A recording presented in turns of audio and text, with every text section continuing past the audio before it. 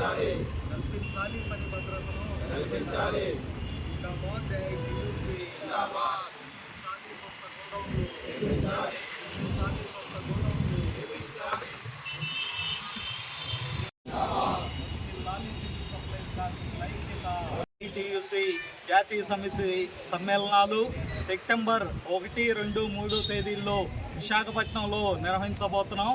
దానికి ప్రారంభంగా ఈరోజు Guntur civil supplies ఆధ్వర్యంలో వాల్ పోస్ట్ విడుదల కార్యక్రమాన్ని నిర్వహించుకోవడం జరుగుతుంది. అలాగే సివిల్ సప్లైస్ కార్మికుల సమస్యల కోసం ఈ ఏఐటీయూసీ జాతీయ సమితి సమావేశాల్లో ఒక నిర్ణయాన్ని తీసుకోబోతున్నాం.